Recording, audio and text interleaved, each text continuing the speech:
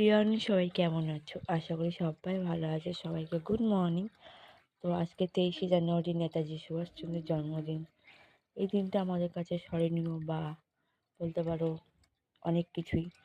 তো দেখতে পাচ্ছ আজকে প্রচণ্ড কুয়াশা, এখন বাজে 8টা, মনে হচ্ছে ঘোর সন্ধ্যে। দেখতে পাচ্ছ কত কুয়াশা, আর আমার গাছের ফুলগুলো কত সুন্দর লাগছে। দেখো, দেখতে পাচ্ছ,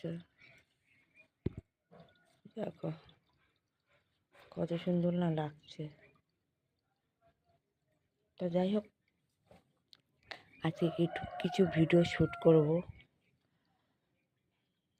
তো কী ভিডিও আসছে তোমরা অবশ্যই দেখো আর পাশে থেকো, এইটুকু চাইবো।